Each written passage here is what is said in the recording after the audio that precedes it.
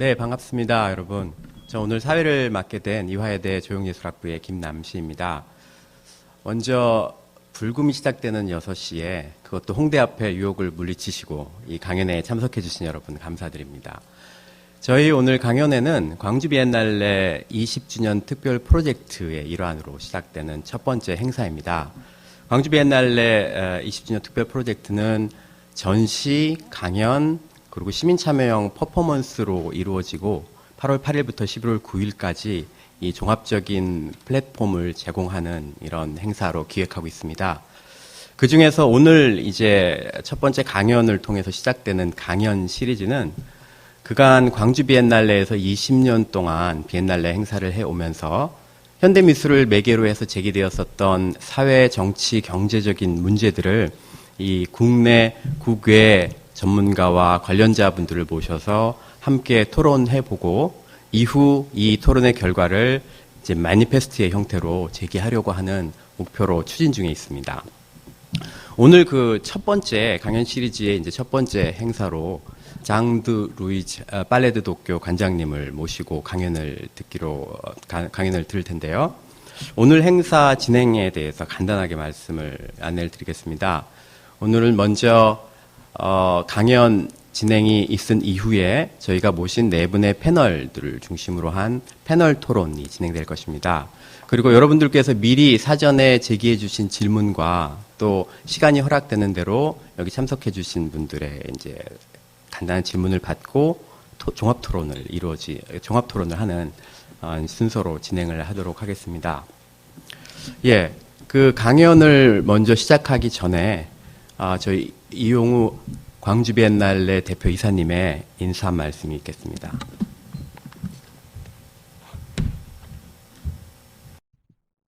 반갑습니다. 제가 반갑습니다 하면 반갑습니다고 말씀하실 줄 알았어요. 반갑습니다. 고맙습니다. 조금 전에 우리 이화대학의 김남시 교수님께서 금요일 오후 6시 홍대의 유혹이라고 그랬는데 홍익대학의 유혹이 뭔지는 모르겠고 홍익대학 앞에 유혹 비슷하죠, 그죠? 정말 감사드립니다. 제가 듣기로 이 가람홀이 530석이라고 들었는데 거의 찼습니다. 그래서 여러분들이 오늘 그 강의를 해주실 장드 루이즈 씨의 대한 관심, 또 저희 그 광주 비엔날레에 관한 관심, 또 현대미술 조금 확장된 맥락으로 봐서는 현대 시각문화 그 현장 뭐 이런 것에 관심을 갖고 오늘 오시지 않았을까 하는 생각을 갖고 있습니다. 다시 한번 감사의 말씀을 드리고 오늘 홍익대학에서 이 자리가 있기까지 수고를 해주신 분, 특히 홍대의 우리 정연심 교수님 이 자리에 나와 계신데 잠깐 좀 일어나서 소개를 하겠습니다. 정연심 교수님, 이론을 가르치신 선생님이시죠. 저희 그 광주 비엔날레는 금년이 20년이 됩니다.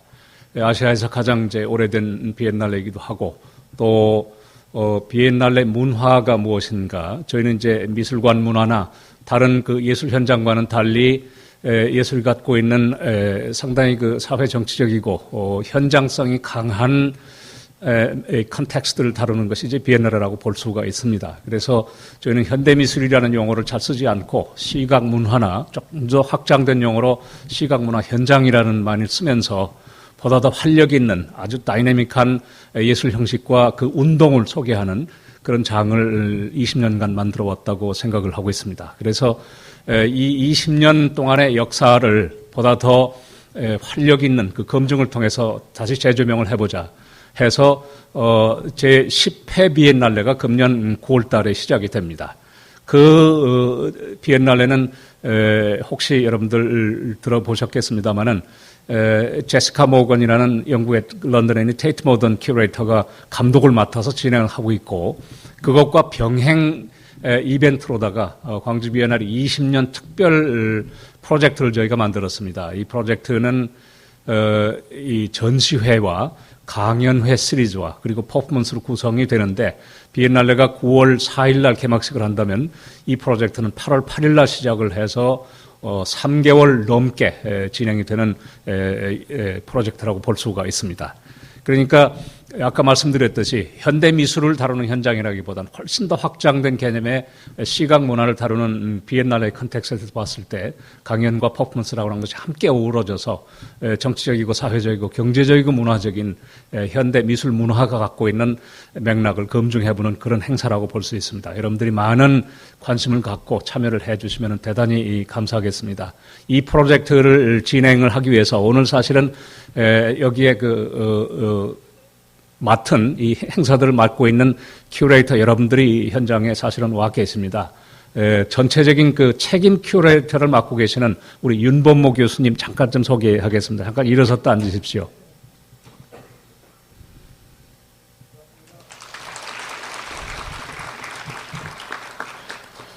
그리고 미국의 지금 그 캘리포니아 대학의 그 샌디에고 대학 미술관 큐레이터를 하고 있는 미셸 현 이 자리에 앉았는데 잠깐 소개하겠습니다.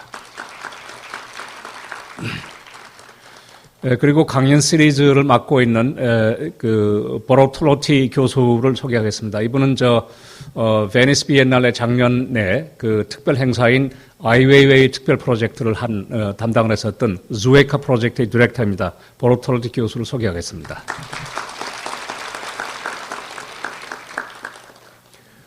그리고 오늘 이제 사회를 계속 보실 김남식 교수님은 제가 소개를 안 하고 그냥 넘어가도록 그렇게 하겠습니다. 제가 혹시 또 안 소개한 분 계신가요? 다 됐습니까? 오늘 사실 저희 강연 시리즈를 위해서 우리 장둘로아지 씨가 강의를 한다고 그러니까 관심을 갖고 또 저희 광주 비엔날레 20주년 프로젝트에 관심을 갖고 많은 분들이 오셨습니다. 그럼에도 불구하고 한 분을 제가 또 소개를 하자면은 일본의 그 동경예술학교의 학부장을 맡고 계시는 리츠코 타호 교수가 이 자리에 와 계신데 그 동경에서까지 학생들하고 이 자리에 왔습니다. 이 강의를 들으러 잠깐 제가 소개를 하겠습니다. 동경예술학교는 일본에서는 게이다이, 예대라고 부르죠. 동경예대입니다.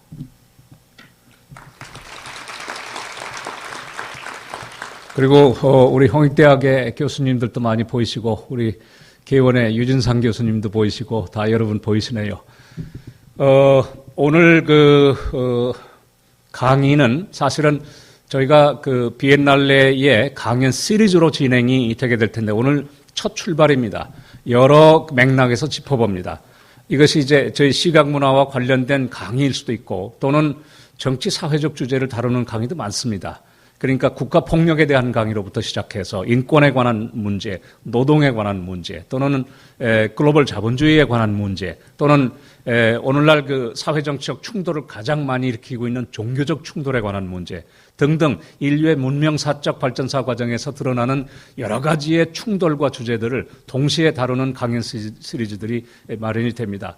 따라서 일반적으로 현대미술이나 시각문화를 다룬 것과는 달리 비엔날레에서 광범위하게 달아줄 수 있는 저희가 맥락을 설정해서 강의를 한다고 하는 말씀을 다시 한번 드리고 오늘 강의를 하실 장둘로아지 파레드 도쿄 관장을 잠깐 소개를 해드리기로 하겠습니다. 이분은 원래 그 파리에 있는 뽕피두 센터 큐레이터를 하셨던 분입니다. 그 출신이시고 그리고 여러분들이 잘 아시는 파리의 그 국립미술관인 그랑팔레가 있는데 그랑팔레에서 매년 주최하는 모뉴멘타 시리즈가 있습니다. 거기에서 아니시 카포를 갖고 리바이어던이라는 홉스가 쓴 리바이어던은 책 있죠. 리바이어던이라는 제목으로 모뉴멘타 아니시 카포 전시를 큐레이터를 했으면서 여러 형태의 전시 문화를 갖고 기획을 하셨던 분입니다. 따라서 현대미술이라고 하는 것을 하나의 문화 현상 읽기로부터 시작해서 사회정치적 맥락에 이르는 포괄적 해석을 통해서 오늘날의 그 조형 언어 또는 그 미학적 언어와 전략적 언어를 해석을 하고 계시는 미술사가이며 비평가이기도 하십니다. 오늘 저희가 특별히 부탁을 드렸던 것은 예술의 사회적 변화라고 했는데 예술이 사회를 변화시킬 수 있느냐 하는 질문 굉장히 광범위하고 무지무지하게 많이 토론돼 있으면서도 결론에 관한 것들은 각자의 해석에 따라 달려있기도 하고 그런 부분이라고 볼 수 있습니다. 따라서 이 좀 넓은 제목을 주므로 해서 여러분들에게 다양한 토론의 실마리를 제공을 할 수 있겠다 싶어서 이런 주제들을 정했습니다. 우리 그 장둘로아지 씨 강의와 함께 플로어에서도 많은 질문을 제가 기대를 하겠습니다. 여러분들 이 자리에 계신 학생들 또 전문가들 또 여러분들 모두를 통해서 오늘 이 시간에 시각 문화와 그 현장들을 한 번쯤 고민해보는 시간이 되셨으면 합니다. 금요일 저녁 함께해 주셔서 감사합니다. 고맙습니다.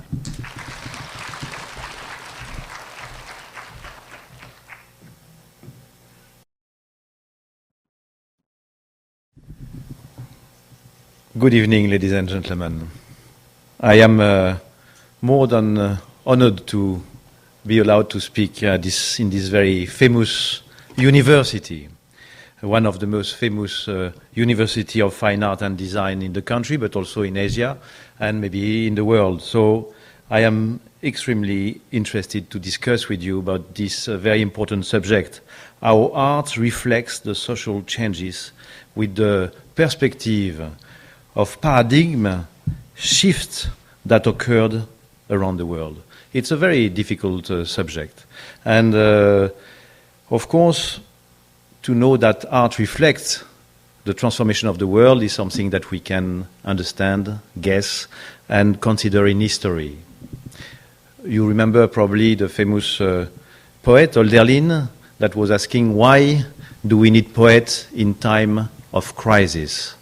This question was a very beautiful question, and it posed exactly what is the question of art nowadays also, even if this question was asked at the very beginning of the 19th century.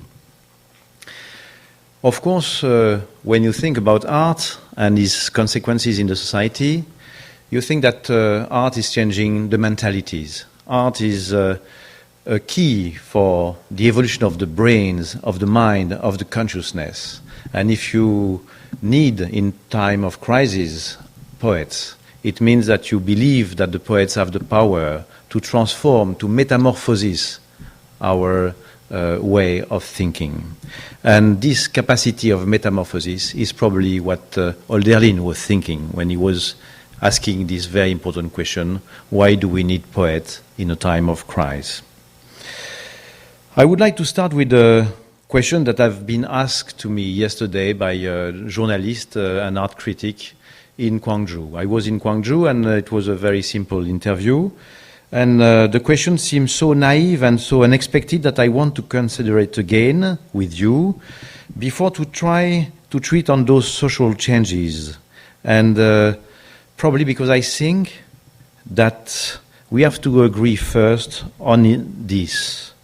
The question I received yesterday to begin the interview was, what is contemporary art? It seems very simple, but in fact, do we agree on what it means exactly?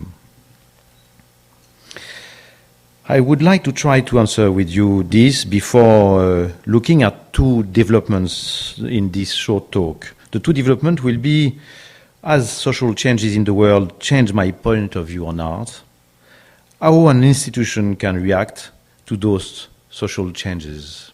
And of course, I will try also to answer that on the question that Professor Lee asked us. Has art an effect on the transformation of the world? Well, we could say first, it's very simple, that contemporary art is art. Art, as always, art, we have seen a lot in the past 10 years, and I have participated to this movement, a lot of exhibitions that present ancient art with contemporary art.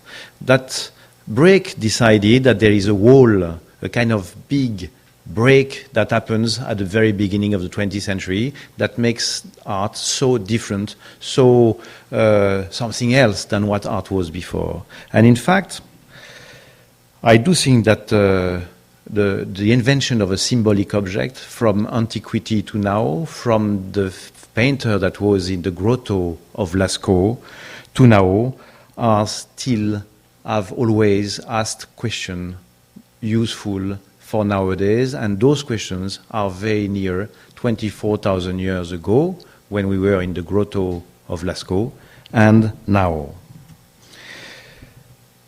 We could probably say that art is an activity of the spirit that has consequences in the physical world and probably have relations with the main question of existence, the main questions of existence.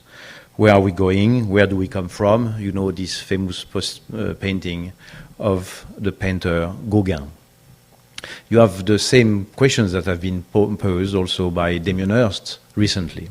So these questions are still the same, and this is what contemporary art is, as much as art, as being art, very simply.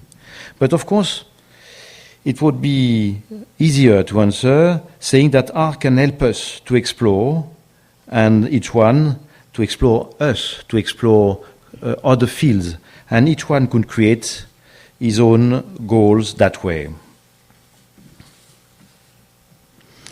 So I would like to say 3 points regarding art and contemporary art. Contemporary art is an aesthetic, still.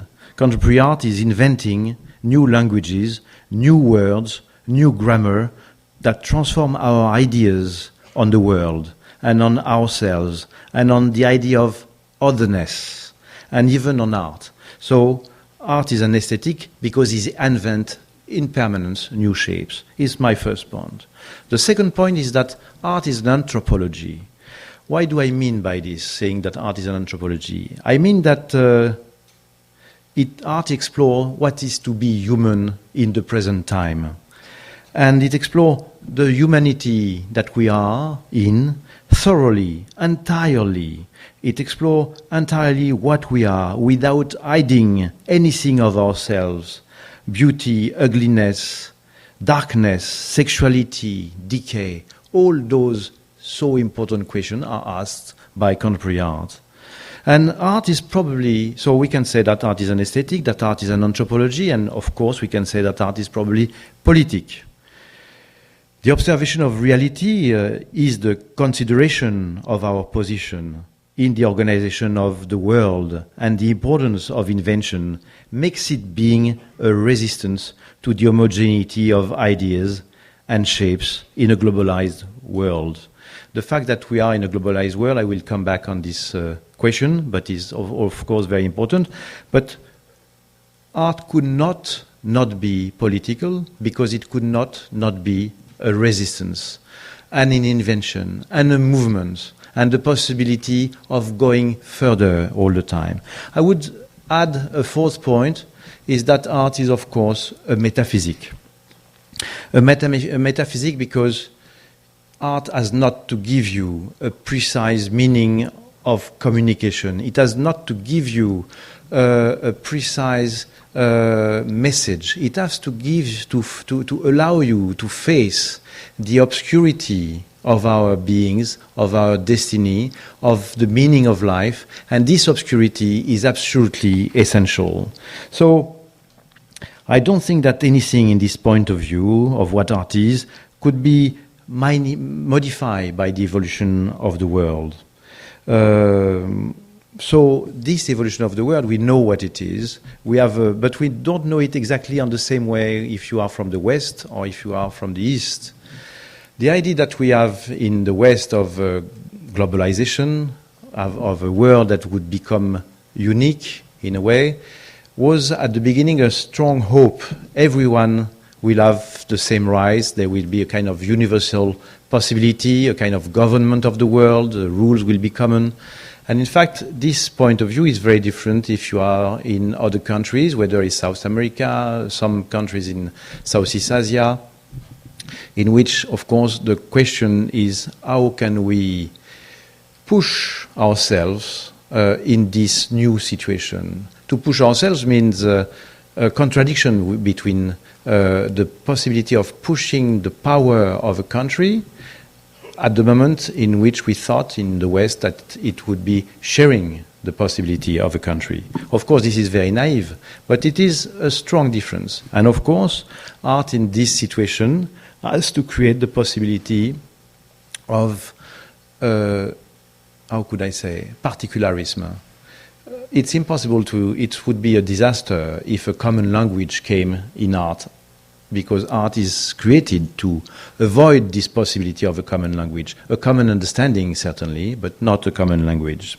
So regarding globalization, I would like to present you 3 examples that in art have a meaning, I think, for what we are saying. So you had here the Palais Tokyo at Christmas. It's a more Christmas point of view of the graphics. It's a bit late, I recognize.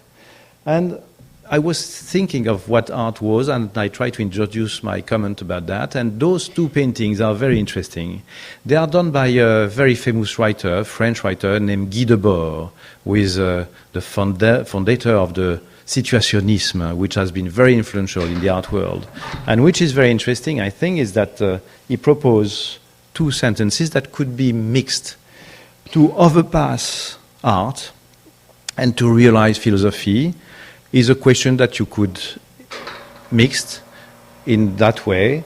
You could overpass philosophy and realize art, and you understand the intricacy of those 2 topics, which are at the roots of the subject that the Situationism has created in the relation between art and life and thoughts at the end of the 50s. I was saying that art has something to do, and very strongly, with resistance. And in Korea, you know this better than anyone. And in Gwangju, you know it very well. And what I show you here, it's something that has been written by a prisoner in the 18th century, very beginning of the 18th century, when this lady, Marie Durand, was on the summit of a tower, and the only thing she did during the 15 years she was a prisoner on this summit without roof, just on the top of a tower, under the rain, the heat, etc. It was just this which she has written on the stone, which is résister. Résister is very important and is probably deeply rooted in the art practice. The other thing I wanted to show you is that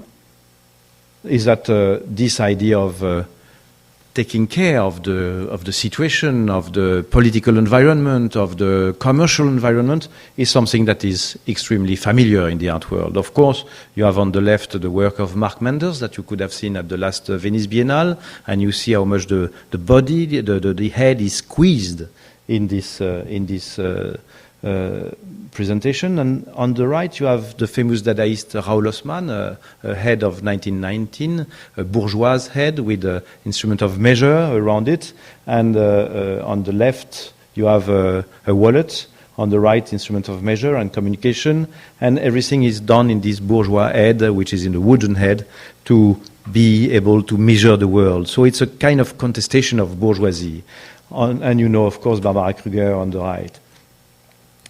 This work of Wael Shawky has been shown in a biennale, a very important biennale, I think, in Sharjah. It was the last biennale of Sharjah. Wael Shawky asked to a Sufi singer to sing a song that had a very special meaning. So he didn't. He was there in a residence, invited by the biennale, and met those people, those singers, very beautiful group that was singing in Urdu, and he gave them a letter of how could I say, of censorship of an artist that has been sacked 2 years before in the same biennale. And he asked those Sufi singers to sing the words of that letter. So it was a way of resisting for an artist that was not here anymore since 2 years, but to obtain that the organization accept to recognize that they could reconsider their judgment on this artist. It was a very important and very beautiful installation, and Wael Shawky, this Egyptian artist, is, I think, a very important artist. So you have the photo of the performance now on this screen. What you see here is another biennale. It's the Biennale of Marrakesh. You don't see very well, I suppose, but I can explain you what it is. It has some link with what I will tell you about what is the Palais de Tokyo, which I'm in charge of. So this is a Moroccan artist, Sadan Afif, very good Moroccan artist living in France most of the time.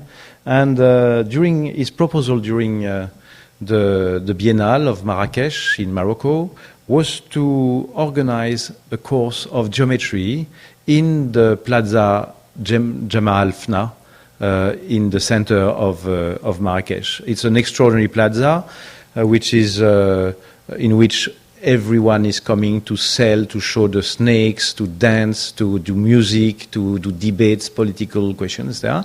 And he installed something that has nothing to do there, a teacher of mathematics and geometry.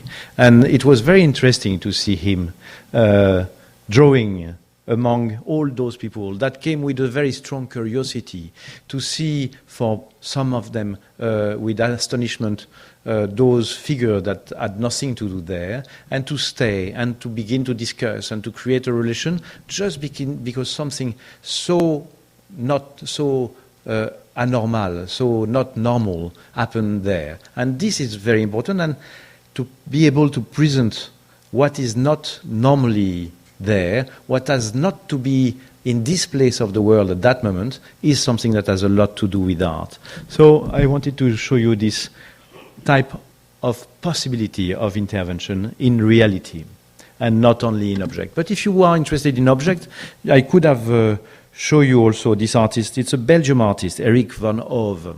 And this Belgian artist was in residence during 6 months in Morocco. And he spoke with the people that are trying to create a factory of cars. And this factory has managed to do a car, but not to do the engine. And it was very interesting. And so he wanted to help the situation.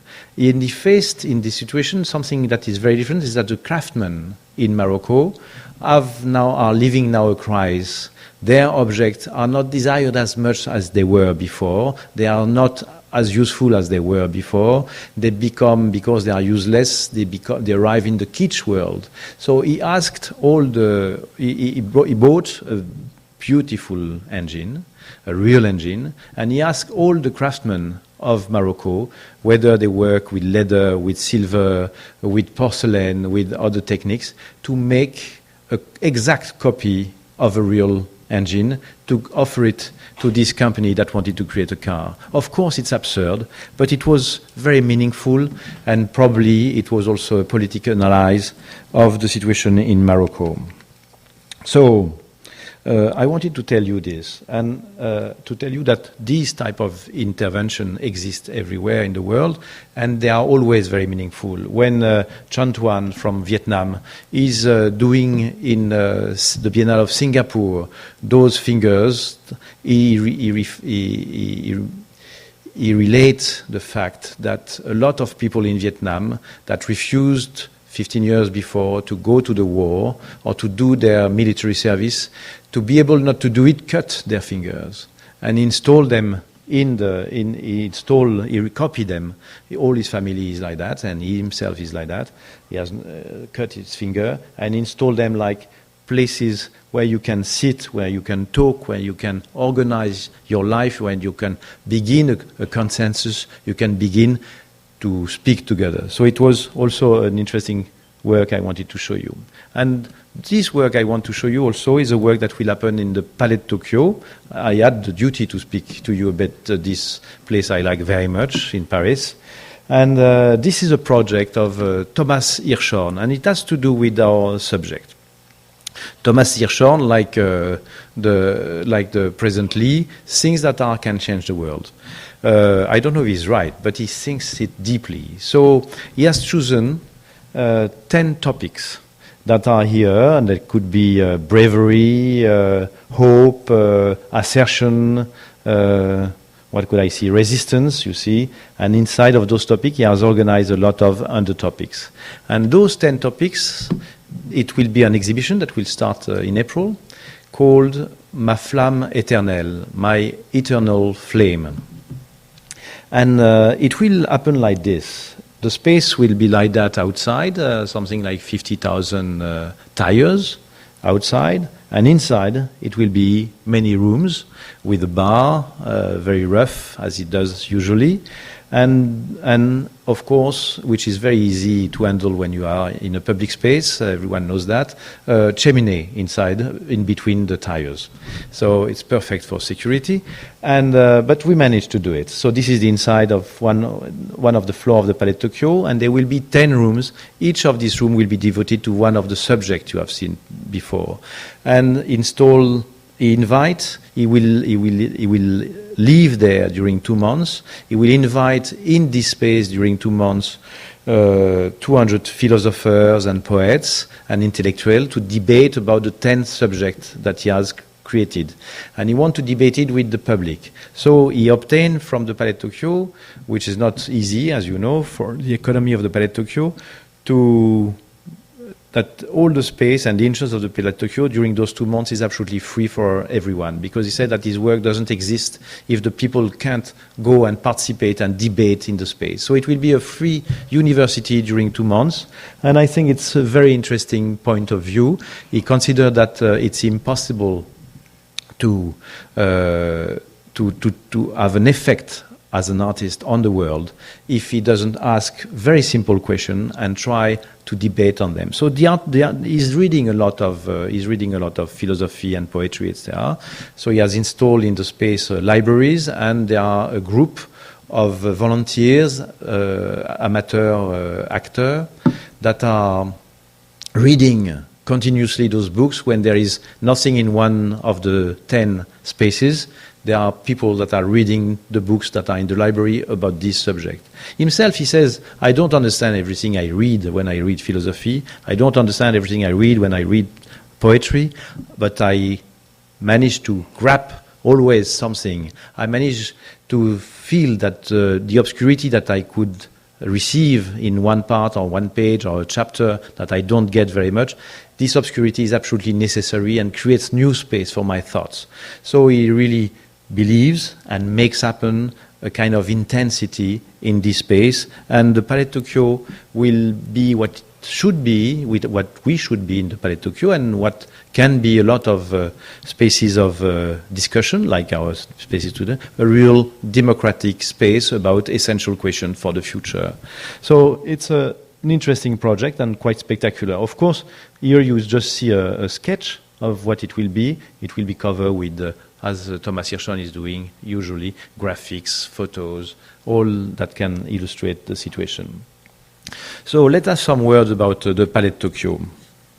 The Palais de Tokyo was the Museum of Modern Art in the 30s. In 37, it has been created as the first National Museum of Modern Art in 37. And it was very classic, as you can see. And now these collections are in the Centre Pompidou since 76. And the Palais de Tokyo has been quite destroyed and reorganized and reopened in 2002, and now it has become a kind of very relaxed, friendly, cool, interesting space for the artists and for the visitors.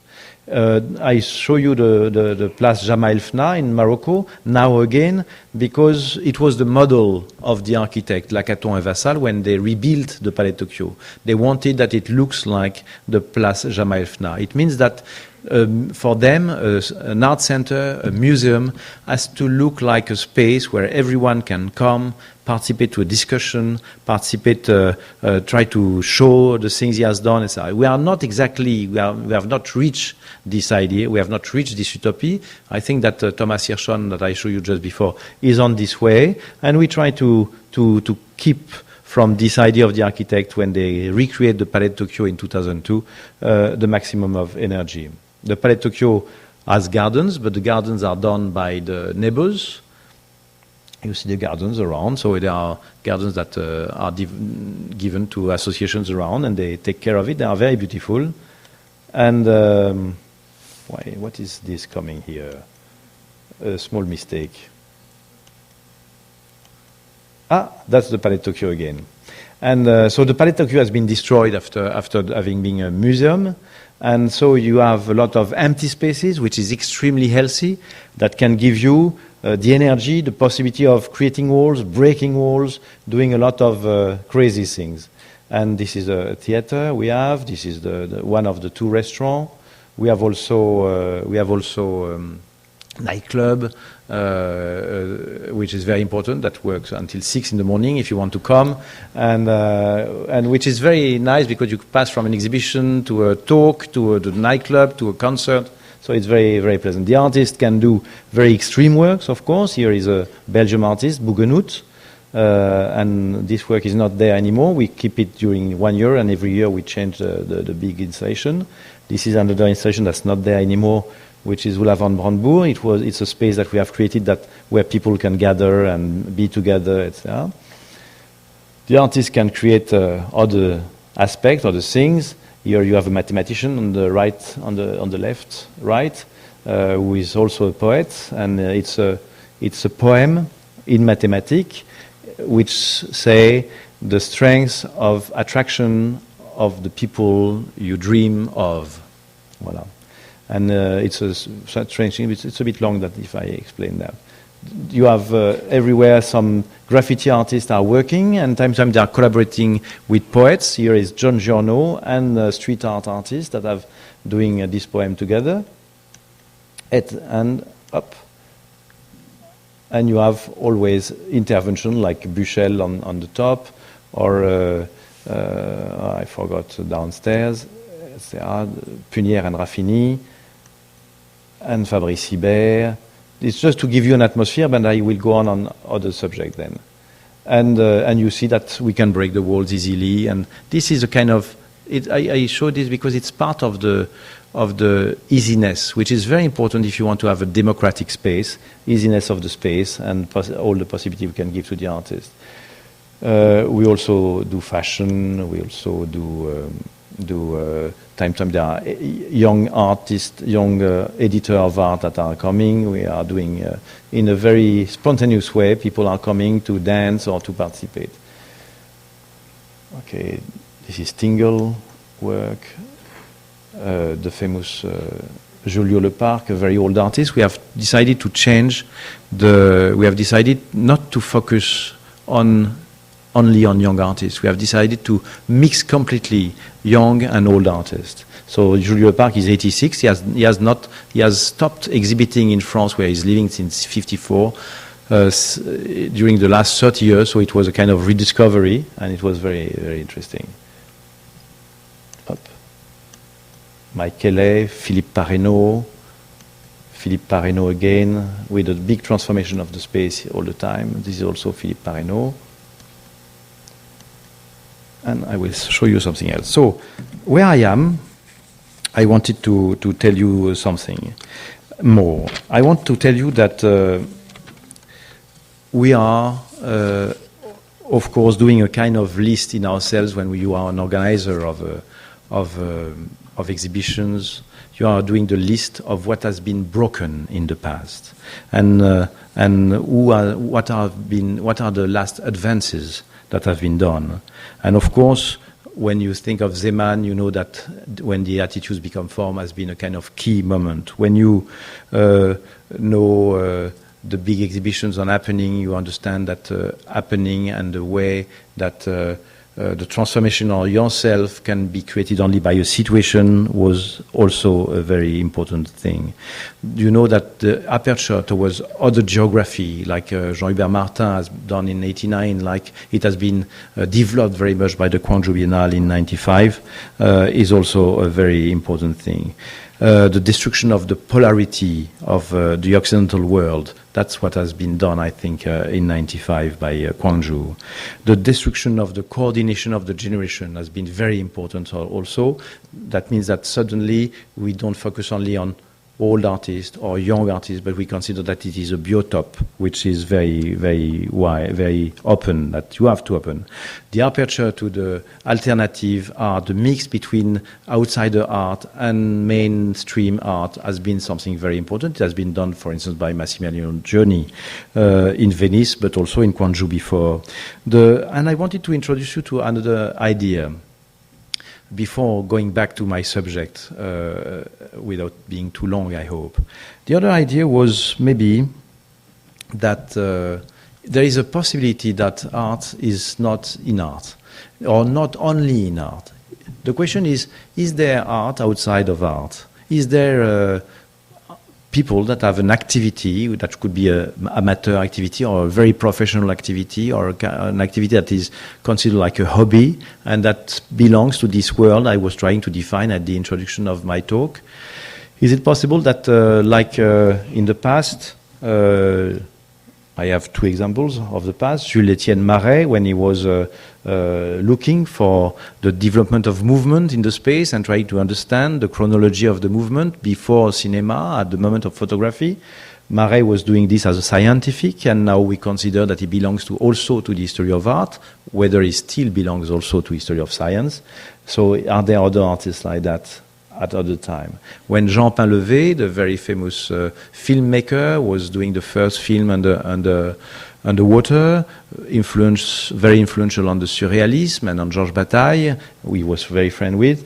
His photos and his films now belongs to the art world, and you often can see them in Biennale or other places.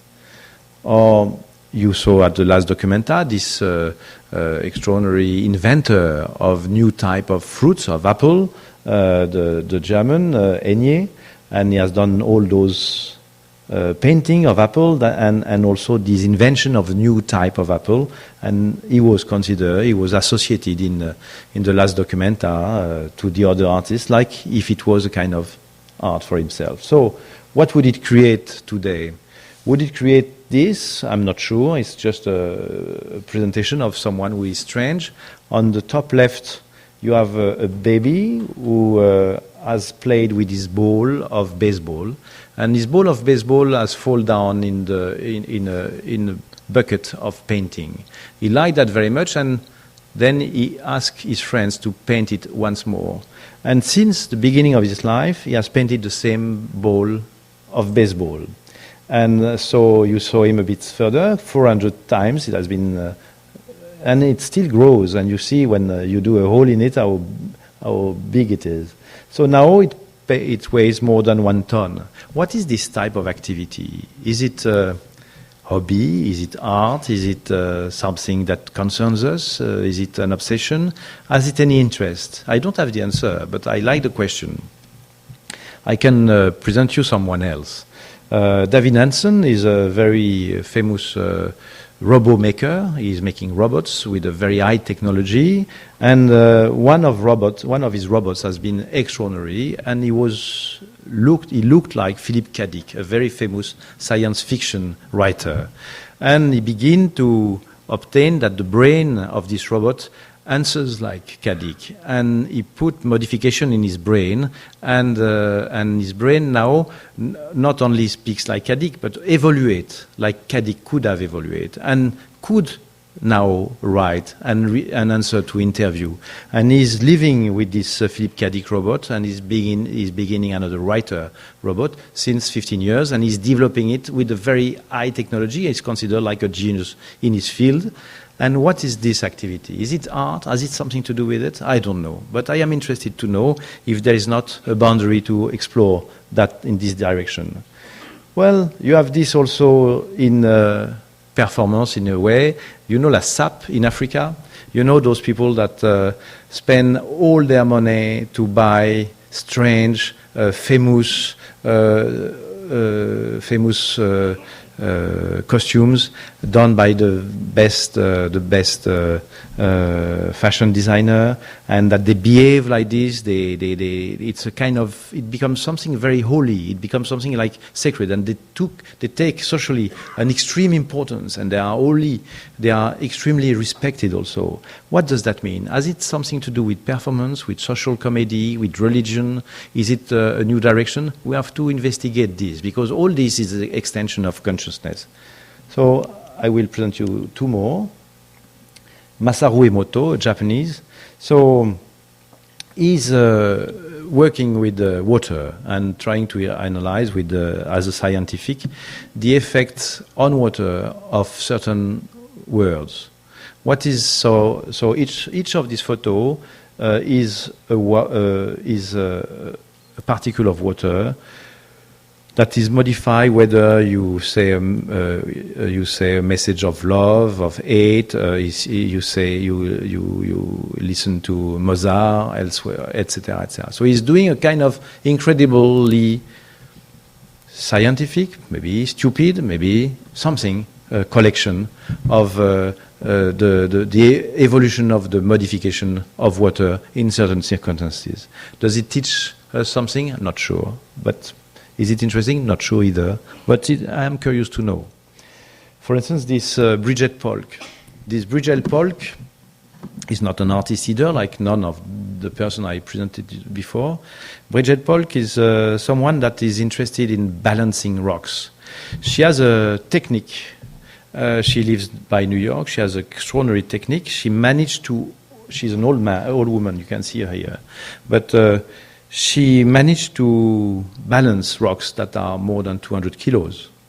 And she managed to maintain them, to find exactly the center of their gravity, and to maintain them in equilibrium during hours, even during days. We are doing a performance in PS. Perle Tokyo is doing a performance with in PS1. It's the first time she participates to an exhibition. That's not work. Work is a hobby.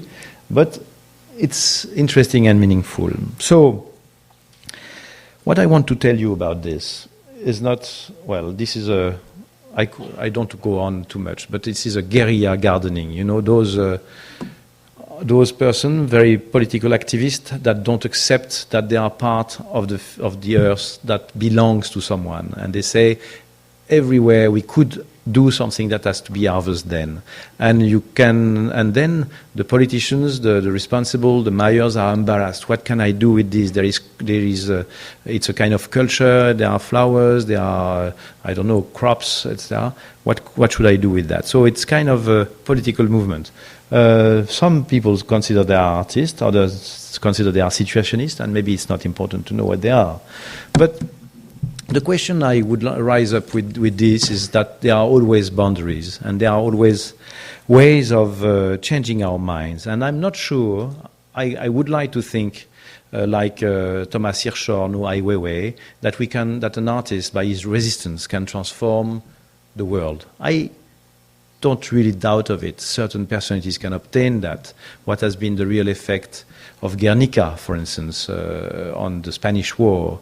Was it the occasion of an extraordinary consciousness? Probably it has an influence. But at least it transformed the individuals that are looking at art. At least each artist of certain importance we meet transform our conception of life, otherness, intensity, and I think that we could not live anymore in this moment without the possibility of this mental, intellectual, and spiritual activity, which is art. Thank you very much.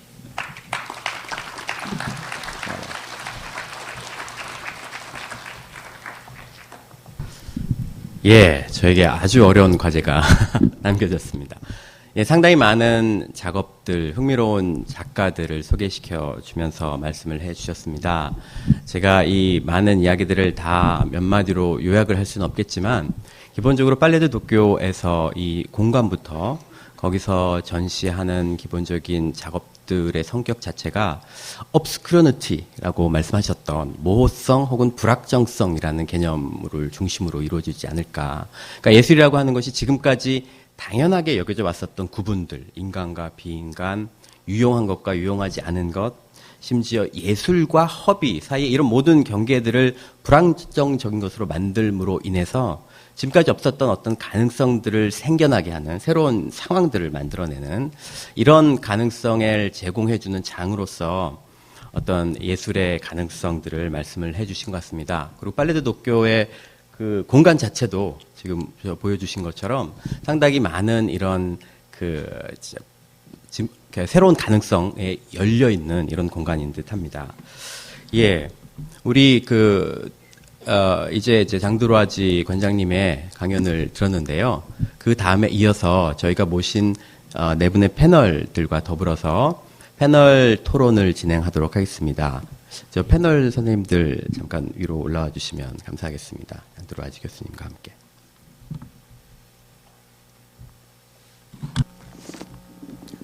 네, 감사합니다. 저희 패널 토론을 시작하기 전에 오늘 패널로 참석해 주신 분들에 대해서 간단하게 소개를 드리도록 하겠습니다. 아까 이용우 대표님께서도 소개를 잠시 드렸었는데요. 밀라노 디자인 대학 예술대학 교수를 역임하셨던 보르톨로티 교수님 오셨고요. 제 옆에는 캘리포니아대 샌디에고 캠퍼스 미술관 큐레이터이신 미셸 현 오셨습니다. 예, 오늘 강연을 해주셨던 이제 장드로아지 교수님이시고요.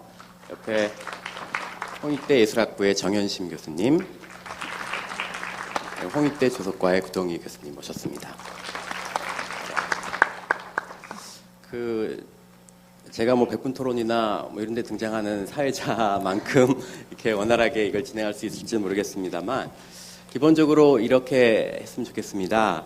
다 우리 패널 분들께서 강연을 들으셨으니까 각 선생님들께서 이 강연에 대해서 가지고 계신 질문들을 이제 한 가지씩 제기를 해주시고, 그리고 나서 거기에 대해서 우리 장드로아지 선생님께서 이제 답변을 해주는 이런 방향으로 진행을 했으면 좋겠습니다. 그래서 보르톨로티 교수님부터 먼저 질문을 제기해 주시면, 일단 네 분의 질문을 먼저 다 받고 그리고 나서 한꺼번에 이렇게 답변을 해주시는 게 저희가 진행상 괜찮을 것 같습니다. 먼저 해주시겠습니까? Well, is it working?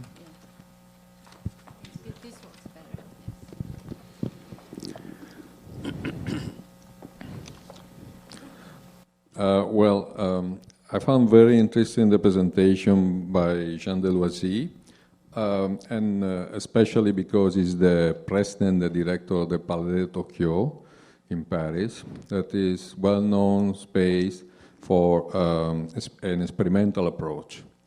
So, I would like just to try to extend a bit the question of art in connection with the social change.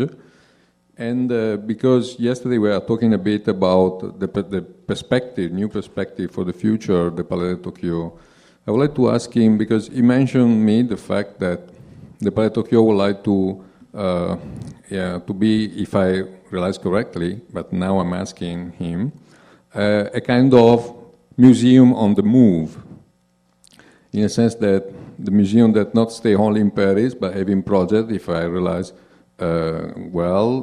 even in other parts of the world. And this, I think, is very important aspect of the fact that art try to interpret the social change. Social change is, I think, is something that happen not only locally, but even globally, and have many influence in different areas, and even probably have some important influence in a way we have to think at art institution like museum, that once were more for a local audience. There are museums in in the city that can offer shows and open to mainly to the local audience. But now with flux of tourism getting all around the world, the situation has changed a lot.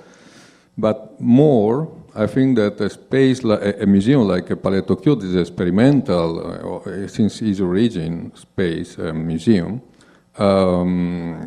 seems to adopt a new formula. So I would like to know more about this, if possible, by you. Thank you. 네, 팔레드 도쿄가 갖고 있는 어떤 성격에 대한 질문을 해주신 것 같습니다. 그럼 두 번째 질문.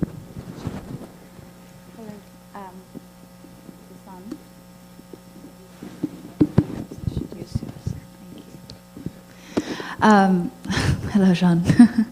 I thought it was interesting that you began with that question because we had discussed this earlier, the impossible question or the impossible answer. And I was doing a radio interview earlier today where the last question we saw on this list asked, "What is art?" So I spoke for as long as I possibly could so I could avoid the question at the very end. We ran out of time. But to me, it's an interesting place to start because I would, to speak in hyperboles, just for the sake of argument, I think one answer that I keep coming back to when it comes to this question of social change and art, or let's go back even further to the avant-garde of the 20th century, and it's basically this question of art and life, no, and the definition for contemporary art, however, I think I keep coming back to is this double ontology, this double definition in a way that art sort of has to escape itself in order to be contemporary art, that to be critical and to have an effect of sorts, there needs to almost be a misrecognition of the object or the project or the event as an art object. So I'm curious how an institution like the Palais de Tokyo, or say the Biennale in Gwangju or elsewhere in the world, as institutions of art that necessarily define an artwork, how they can still either be a platform for critical art that produces social change when it necessarily must define that object or the project as an art object. Does that make sense? I just want to be sure I'm clear. Very clear and, 네. and marvelously difficult. Thank you so much. 네, 특히 팔레드 도쿄 아까 말씀 들으셨던 그런 미술관의 성격상 사회적 변화를 일으킬 수 있는 크리티컬한 비판적인 예술이라고 하는 것을 수용을 해야 할 텐데, 그 문제와 그것이 이제 또한 예술이라고 하는 것으로 정의되어야 했었을 때 그 사이의 어떤 긴장들을 팔레드 도쿄 관장님으로서는 어떻게 이제 저 미술관 내에서 운영하고 이제 어떤 관점과 방향을 가지고 계신지 관련된 질문인 것 같습니다. 예, 정희 선생님. This works better. Maybe it's also something to do with the question Michelle Hyun raised. As a director of Palais de Tokyo, you have organized and hosted the triennial in 2012, right? And the show was curated by Okui Enwiser, about very anthropological and ethnographical. And but also this is a part of project in the biennial. And but now in the world there are about 200 biennials or triennials, right? There is also criticism about biennial as well, although Okui Enwiser phrased biennial is the perfect place for diasporic public sphere. And also in your lecture today you mentioned art becoming metamorphosis of the art. Art is something to do with metamorphosis or transformation. And in that relation, where and how biennial or triennial is located in at Palais de Tokyo or in your project. That's my question. 예, 저 최근 들어서 비엔날레나 트리엔날레 같은 전 세계적으로 엄청난 숫자로 증가를 했었는데요. 이런 변화들이 아까 강연 중에 말씀하셨던 예술 자체의 메타모피스를 변화시킴으로써 어떤 사회적 변화와 관련을 한다면, 그런 관점에서 이런 새로운 이렇게 큰 전시의 등장들을 어떻게 이해해야 하는가라는 질문으로 정리될 수 있을 듯합니다. 예, 그동안 선생님. 저는 여기 있는 패널 중에 조금 다른 입장으로 앉아 있는 것 같은데요. 저는 예술 창작 행위를 하는 작가고요. 강의를 들으면서 생각한 게 처음에 이 주제를 봤을 때 사회와 예술 이걸 분리해서 봐야 되나 함께해서 봐야 되나 해가지고 최근 한국적인 미술 현장에서 화두가 되는 게 예술가의 복지, 그러니까 사회적 구성원으로서의 예술가의 위치는 어디에 있는가, 주로 그런 지점에 대해서 조금 여쭤볼까 하는데, 그러니까 한국에서 2년 전에 예술인 복지법이 통과가 된 현재 예술가가 사회에서 쉽게 얘기해서 예술적 사회라는 게 선행되어야만 작가적 입장에서 긍정적인 좋은 환경에서 창작이 가능하지 않을까, 혹은 이미 사회적 예술이라는 게 장르나 제도적으로 아까 미셸리언이 얘기했던 거랑 조금 구조는 비슷한데 관점이 틀린 내용인데, 그러니까 제도 내에서 정치적 예술 아니면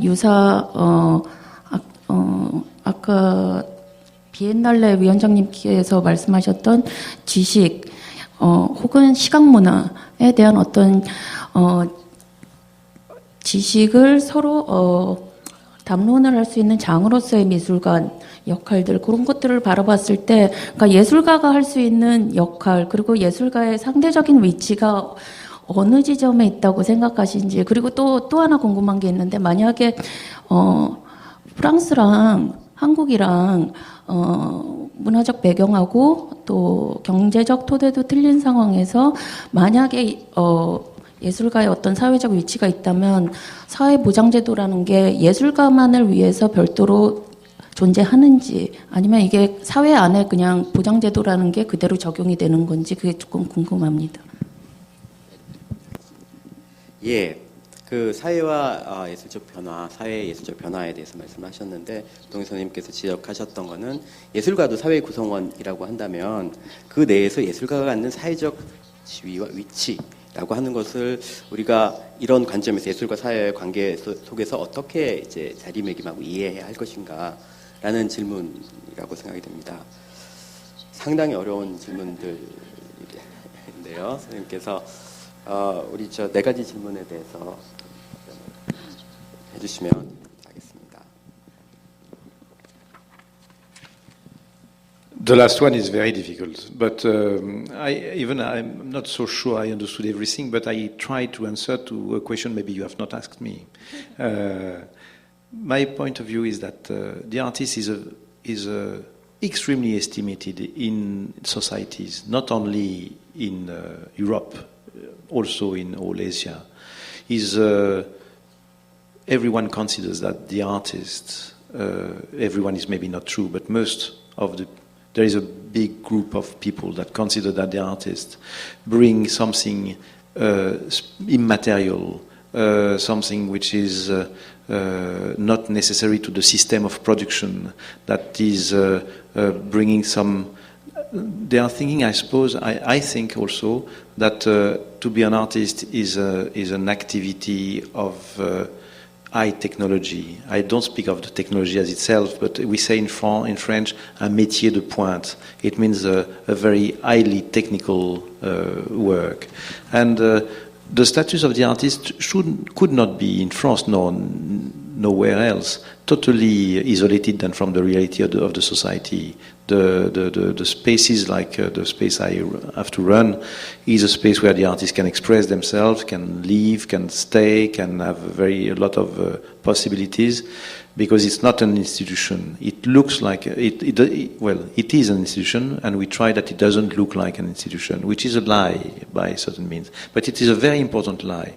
I think that the institutionalization of the seriousness of the main space in the world is very dangerous. I think that we have to be in a kind of low control. We have to be in a kind of non-authority as much as possible of the use of the space. We have to open as much as possible the possibilities for a lot of self-expression to be there, and the space of the Palais Tokyo, I hope, like you saw in the project of Thomas Hirschhorn, is a project of debate, and I don't think I'm not sure I answered to your question, but most of the artists in France are like here, probably working beside, having other life, and trying to do their work. There are very few that can live with their work, very, very few, probably 200, something like that, and which is nothing.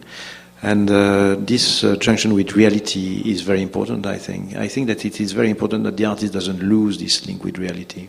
It could be problematic if not. 이쪽 질문부터 시작을 하셨는데, 그럼 정현신 선생님께서 제기하신 이제 비엔날레와 트리엔날레 같은 대형 이제 전시의 등장과 그것이 미치는 어떤 사회적인 영향력 같은 데 대해서 어떻게 생각하시는지? Yeah, I think first there is you spoke of this exhibition of Okoye and Vezor in the Palais Tokyo. It's something that was programmed before I arrived, and I was very honored and pleased to be with Okoye in this adventure. But I would not have organized there a biennale, nor a triennale. It was a triennale, and it was devoted to the idea of the otherness. What is the other? And it is very interesting it was very interesting to ask about this question in an epoch of decay, of alterity. We are in a moment of the decay of alterity. There is no the other. There is only us, by some means, if the globalization succeed. So the question was interesting. But to be more wider, because your question was wider than this situation, of course. First, you know, we have something like 200 biennale, and we have nearly as much as fair. And there is a big difference that I want to insist on first between those two things. I think the biennale is where the artist could do experiences in spite, eventually, of the absence of the object.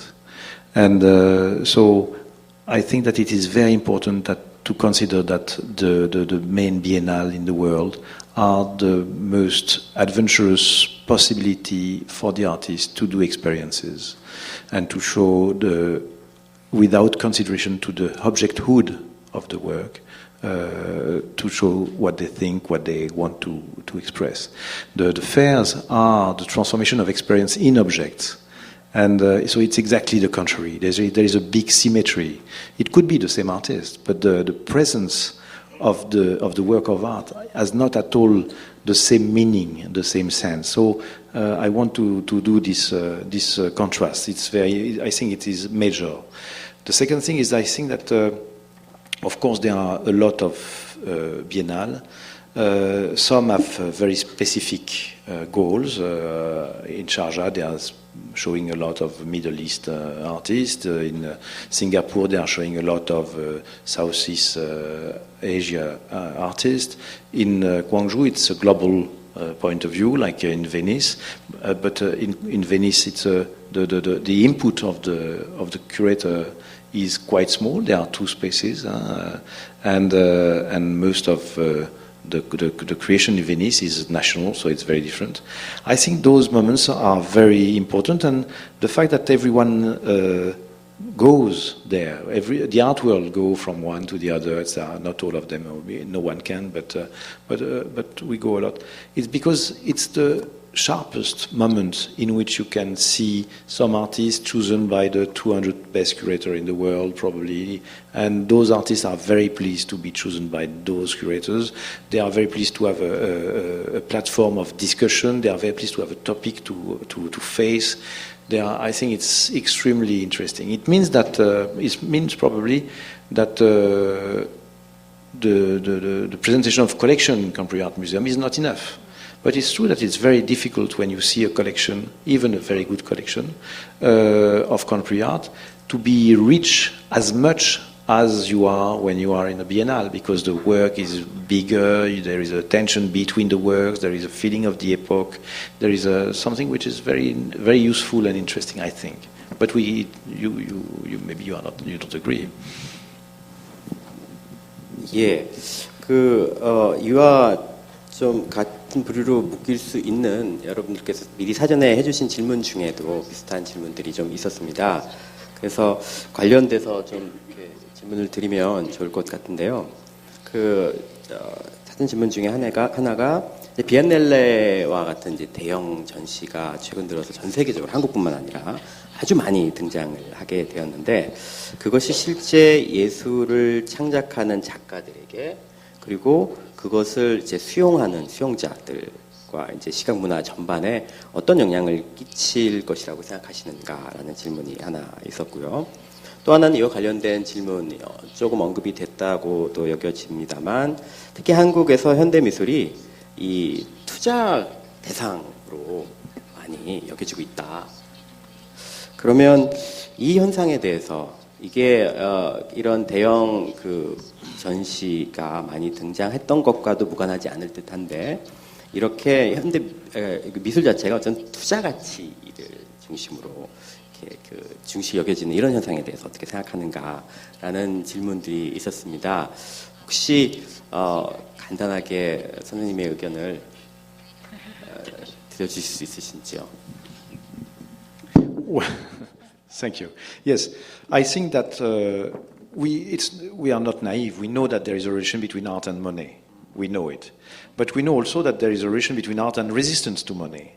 And we know that there is, if we love so much art, it's because there is in the activity of the artist a song which has to do with immateriality, with the pure expression of the spirit. There is something extraordinary immaterial in the idea of doing art. Then the work of art are touring, they are passing in diverse hands, and they have their own life.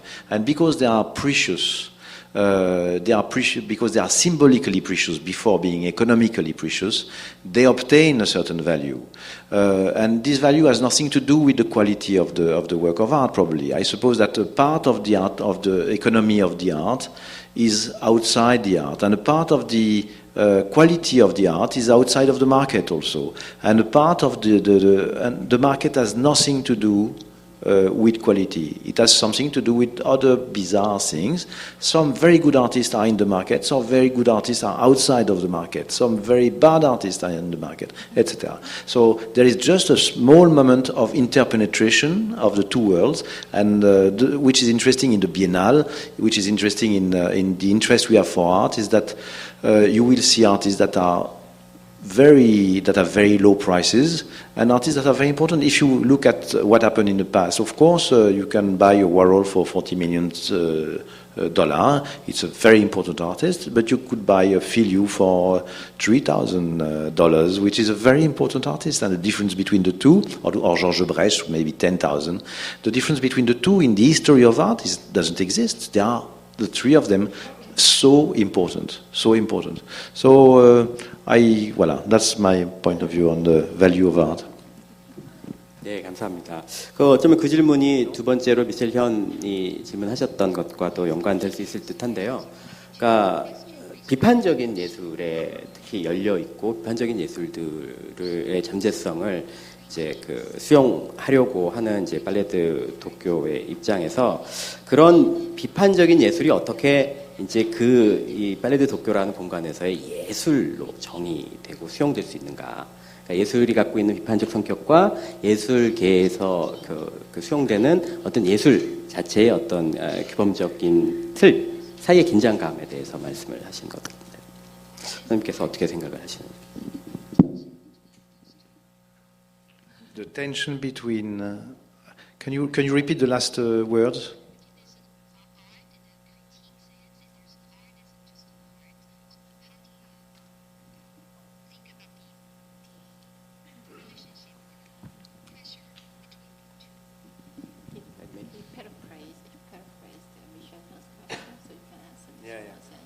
Okay, so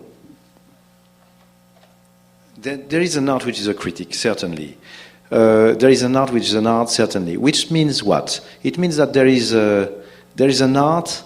I don't think that there is art which is just art. I think there is only art which try to go beyond the limits of what art is. That's what you were saying, I think, Michel, is that art has always to escape from himself and to enrich itself from the outside, to look at the very sharp end of the mine of the pen, to go at the most fragile and with few oxygen part of the mountain where there is nearly no one and no oxygen and just the fragility which is there. That's where the artist is. Remember when Malevich was doing in 1913 the first Carré Noir, the first black square. He waited 2 years after to understand that what he has done was so important, and he said, "I have now accepted that this black square thrones as something that could not be overpassed in the sky, of etc., etc." That means that after 2 years of understanding, he has been so far that he understood that something was happening in his work. When Barnett Newman has done the first Zip, he waited 3 years after the first Zip to do a second one, but he had immediately the feeling that he had done something so important that he had to wait before going on. When Picasso has done the first Demoiselles d'Avignon, of course, doing 19 years, he has not been shown elsewhere than behind his bed to Derain and some friends. So all this is very important to understand that the artists are really, as was saying Michel, escaping from the idea of art they have and to try to obtain something very fragile, very important for us, that transform totally our consciousness, transform totally our idea of beauty, of necessity, of politics, etc. But it's very daring. They do something very fragile. But just to add something, because you were speaking of the relation between ideology, you were speaking of the avant-garde, in fact, and there is a big difference now. It's that the avant-garde was built on ideology. So the certitude. They were sharing the same certitude as the Professor Lee, that art is going to change the world.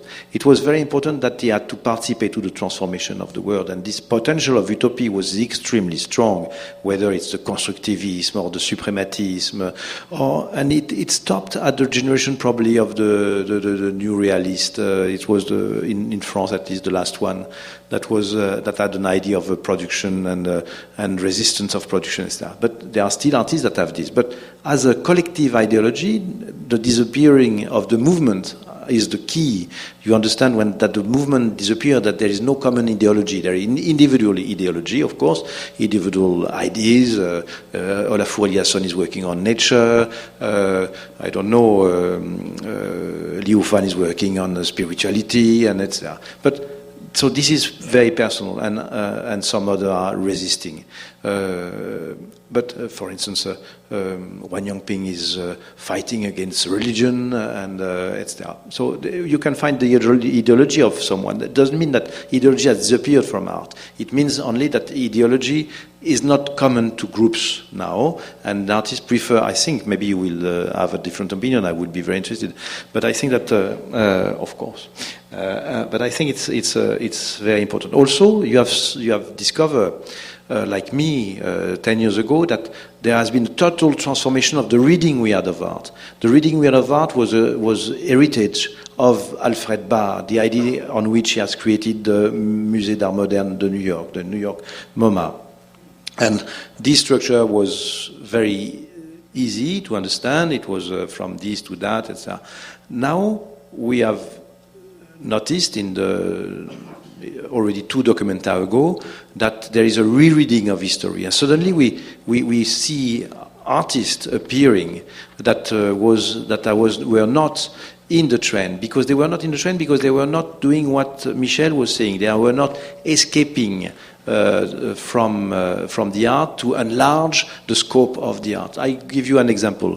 Shaposnikov. Shaposnikov is an artist that has been rediscovered 3 years ago, that was totally forgotten. She was Polish, I think, and suddenly she is one of the main artists compared to Giacometti and others. Why not? What is the difference? The difference is this one. It's not a critique I do, it's a precision.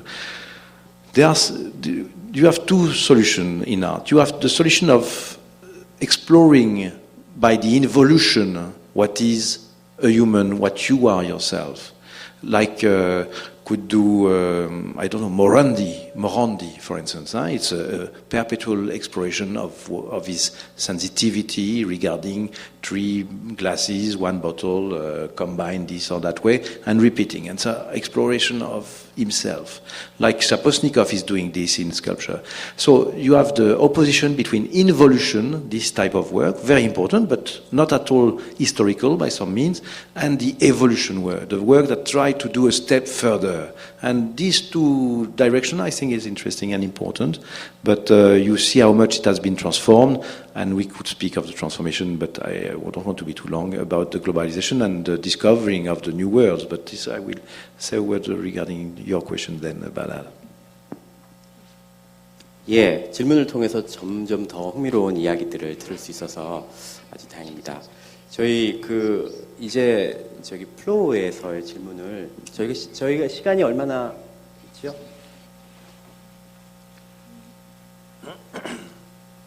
아무도 대답 안 해주시나요? 20분. 예, 알겠습니다.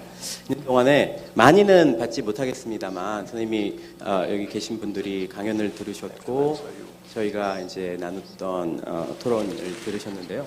I have to answer it. Oh, sorry. I will be brief, but thank you for this question and thank you for your patience all. But you asked me some questions about the development of the Palais de Tokyo. So the development of the Palais de Tokyo, and I want to answer because it has a relation with what we were saying, of course. One of the main development of the Palais de Tokyo now is that we have decided, thanks to a foundation that help us to choose one part of the world to develop ourselves. So since 2 months now, we are focusing very much on China and Southeast Asia, thanks to two big foundations that help us to hire. But why? Why not Middle East, in which there are a lot of debates so interesting regarding religion, gender, etc.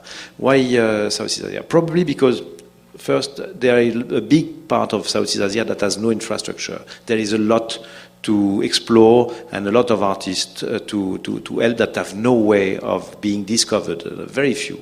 There is an acceleration of time that from Europe seems absolutely unbelievable. And this acceleration of time makes the fact that artists of 50 years old belong to a traditional system, artists of 30 years old belongs to a kind of hyper-modern technological system. And those artists speak to each other, work together, and it's very interesting for us that to see this evolution. We are already in the future, but we are still, and with a lot of admiration and pleasure, 1,000 years ago. So this concentration of time, this reduction of the interval is extraordinary, and we discover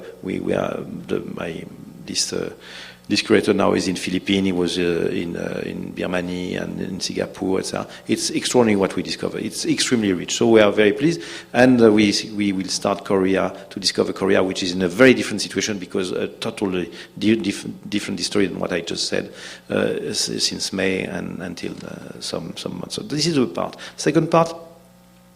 We have decided to open a new direction also regarding street art. It's very strange that it's very difficult for the institution to work with street art. If you install street art like object in your museum, you are wrong. It doesn't. Even the artists don't accept, or if they accept, it means that they are not anymore in their field. But we have the chance to have.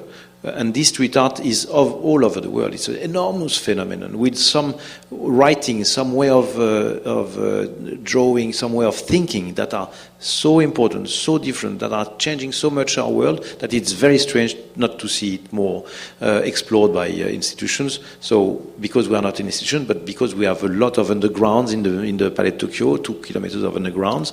So we do a very big gallery of street art that will be ready in June to keep a kind of rotation of those artists and to find the best ones in countries that are times very far from us with a very specific language. Then third things, we think that there is a very strange relation that is in a moment of transformation with craftsmanship. until the 50s, I should say, the relation between the artist and craftsmanship has been strong. Since the 50s, it's nearly a sin for an artist to work with craftsman persons. It's very different in Japan, probably, and probably in Korea, I don't know, but certainly.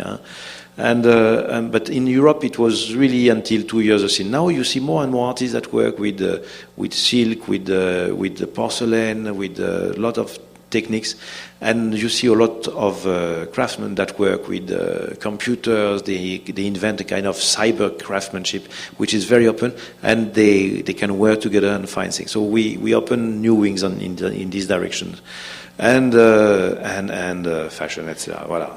I try to be short. Thank you to you. 네, 감사합니다.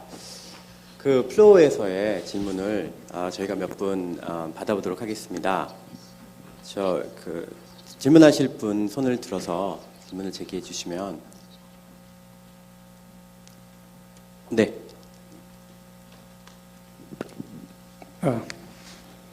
네, 저는 이공계 과학자 중에 한 사람입니다.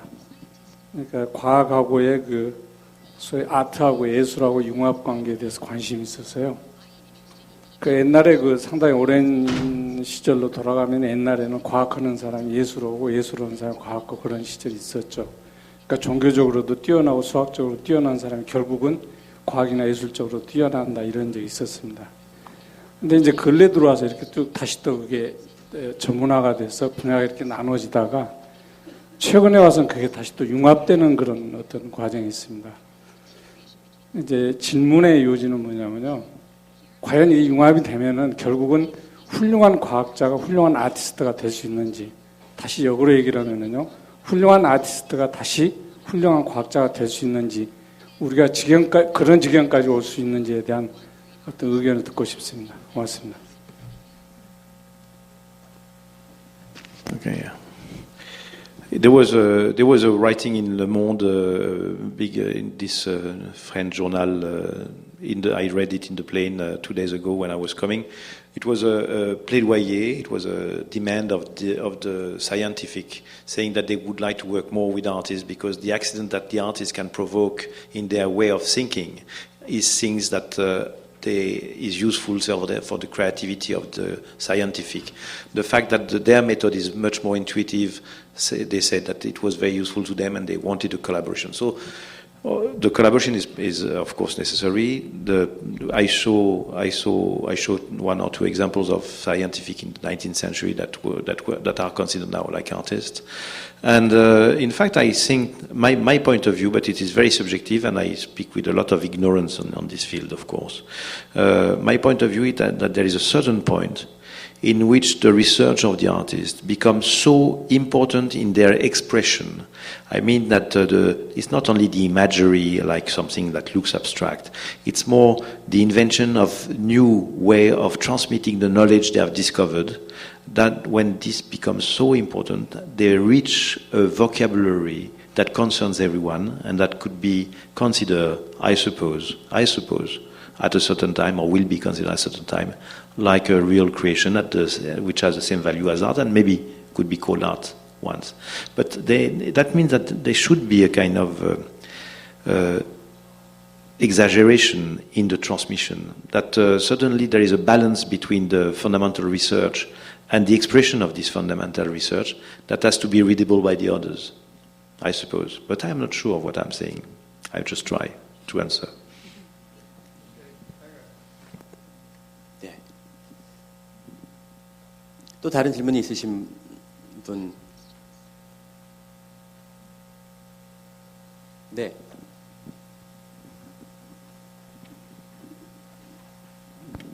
네, 저는 미술 비평 박사과정에 있는 김정화라고 하는데요. 예, 선생님의 강연 잘 들었고요. 제가 생각할 때 두 가지 점이 있는데 그거를 그 사이에 차이를 제가 몰라가지고 질문드립니다. 하나는 뭐냐면 지금 보여주신 예들이 거의 예술이 무엇인가, 예술이 무엇을 할 수 있는가라는 그런 차원에서 보여주신 많은 다양한 예들이었는데 사실 그게 예술의 지평을 넓혀주는 것, 그 다음에 예술이 다른 분야와의 경계를 허물고 또 그 애매모호하게 함으로써 그게 무엇인지 질문하게 하는 그런 측면이 하나 있었던 것 같고, 근데 두 번째는 그것이 사회 변화, 그 변화와 어떻게 연결될 것인가라는 그런 의문이 듭니다. 그러니까 사실 우리가 변화를 얘기할 때 이러이러한 다양한 점이 있다라는 걸로만은 좀 충분한 것 같지가 않아서요. 네. 아까 그 인류학적인 질문을 하셨는데 그렇다면 그 변화를 누가 이야기하고 변화가 무엇을 일으키고 그다음에 그 변화의 내용이 무엇인가를 좀 그런 질문을 한 것으로 해야 되는 것으로 제가 생각하는데 이 두 가지 점이 어떻게 차이가 있는지 좀 설명해 주셨으면 고맙겠습니다. 예, 제가 다시 한번 요약을 해보자면 보여주신 작품들이 하나는 예술 자체의 정의라든지 예술 지평을 확장하는 성격을 갖는 작업들이 있었다. 그런데 그것이 어떻게 사회적인 변화와 관련을 맺고 있는가라고 하는 질문인 것 같습니다. 그러니까 보여주신 작업들이나 작품들과 관련해서 어떻게 이제 예술과 사회적 변화에 대해서 사실은 오늘 전체 주제이기도 한데 간단하게 요약을 해주실 수 있을 것 같은데요.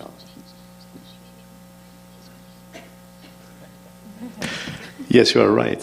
You mean that I was a little off the subject. But, well, I think that it's true that I started to speak about what art is because I think that it's important that we think together that art is transforming our consciousness. And that's the reason why it has a relation with the social changes. If art is changing the individuals, and of course it has an effect on the organization of the collectivity. So I think that art has, the only thing I can say is that art is now confronted to social changes. It means probably that the role of art is not at all what it was 20 years ago. Is that true? Let's try. If it means, for instance, that we don't go to see art in the real life. We go to see art in very special places. We go to see art as we go to cathedral with a group of persons to participate to a ritual. Does this ritual could be enough to transform the society? I don't think so. I think that it has to interfere with real life to be, and not only by not only in specially devoted places to change, to have relation with the social changes. The social changes are the consideration of a diverse world, the diversity of economy, the question of the genders. They are, you know what was saying Kiriko. I would like to try to translate this. André Breton was saying on Kiriko, and this is, I think, the maximum that could do art, but maybe I'm wrong, and I'm sure that when you look at, as we were saying in at Ai Weiwei or some others, you can see that it's not enough. But André Breton was saying about this artist, he's a sentinel. A sentinel, it's English, sentinel? Yeah. Someone who is looking at what's happening, who is coming in the castle, is no sentinel. Sentinel, I think so. Yeah. I think it's English. Sentinel. Okay, you understand sentinel? Yeah. Okay. So the artist is a sentinel on the path, which is so deep and goes so far of the alert, of the qui vive, he says in French, but of the alert. So the artist as a sentinel is something that could be useful for art in time of social changes. 네, 감사합니다. 예, 저희 한 분의 질문만을 더 받도록 하겠습니다. 저 먼저 하셨는데요. 예.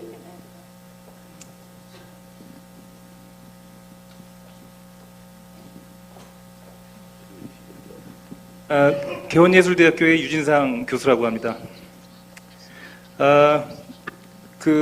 오늘 질문을 드리려고 생각을 하다가 이 소셜 체인지라는 부분이 나와서 이제 생각이 났는데요.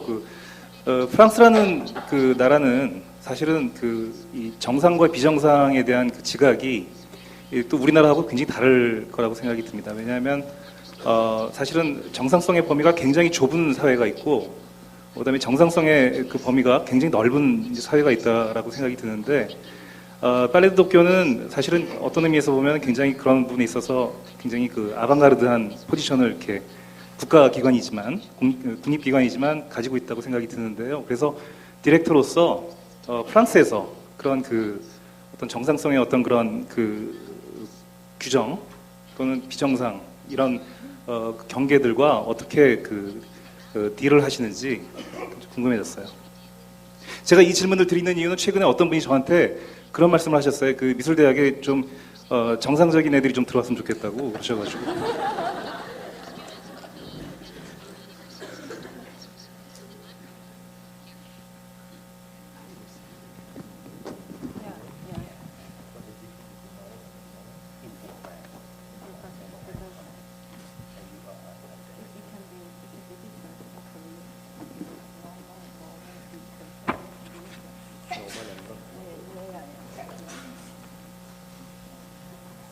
Like ordinary and extraordinary in that sense. I try to interpret this. I think it can be ethical and also it can be artistic in many areas. How beauty should be We are not enough six to manage to answer your question, which is very difficult. So, why don't we try each other's like that? You don't have to let me alone all the time. Huh? Okay. It's very difficult. How do we consider? Do you think we consider differently normal and not normal? I think that, for what I understand in France, and I'm not sure I understand the deepness of your question, I'm sure that there is a kind of trick in your questions. But I would say that in France, the minimum is to be not normal. I think that an artist who is normal is not an artist. I think that to be in the norm is always something which is a disaster. I think that rules is something very dangerous, and we need something which has a name in ethnography. And I think that Picasso, for instance, was exactly this one, which is a trickster. I think that the artist has to be the trickster of the 21st century. It means the one that invent new lies, new follies, new tricks. And I think to see the artist as a trickster is which is a word that has been very much used by Lévi-Strauss, for instance, is a kind of evidence in France. I don't know here. I'm not here enough. But is this a beginning of answer? You can add something, maybe. Yes. Yeah. Well, you are a kind of trickster too. Okay. I mean, another question that I would like to ask you, and was focusing a bit. I had to answer. You answer for this question. Okay. Sorry. I guess my role was to make questions. So. Okay.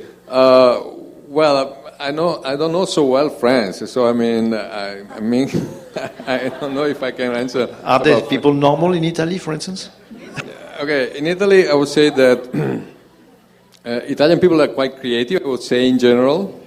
So I think it's difficult to create two categories like normal and not normal. And I would say that in Italy there is a certain idea of normality, and artists, they don't take part in this situation.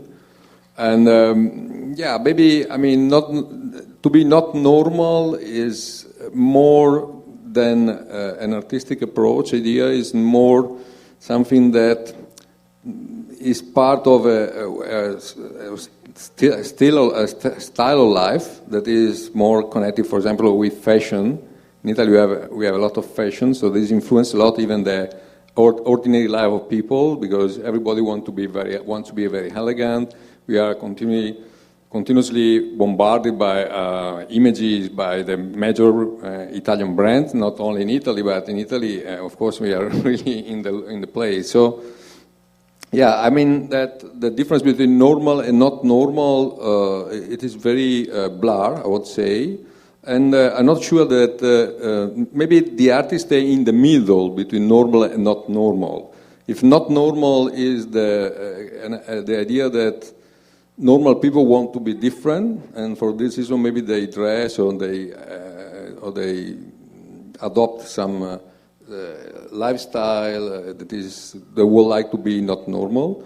The artists stay in the middle of this situation, in a sense they try to work producing or engaging art in a different way, and even with different social aspect, but not really stay in these two categories, I would say. At least this is for Italy. I hope that I answered your question. I am pleased not to be the only one to have difficulties time to time. Thank you so much. 네, 장도라지 관장님이 해주신 것 중에서 rule is dangerous 라는 말이 기억에 남습니다.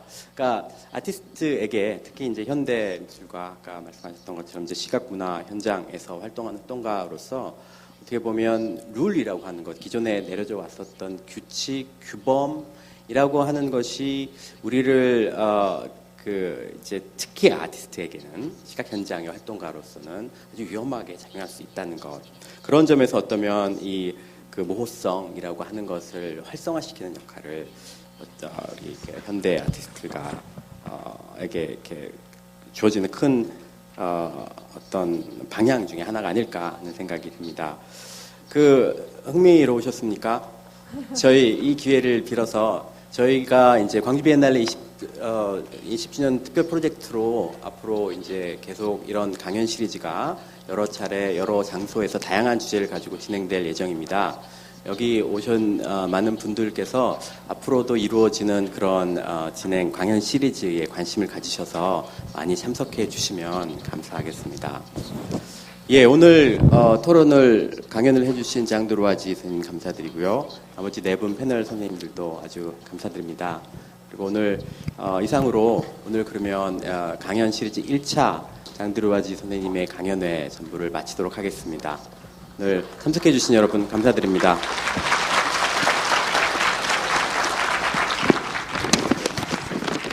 예, 선생님께서 강연 말씀만 하셨는데 전시도 8월 8일 날 오픈을 하기 때문에 많이 관심을 가져주시기 바랍니다. 감사합니다.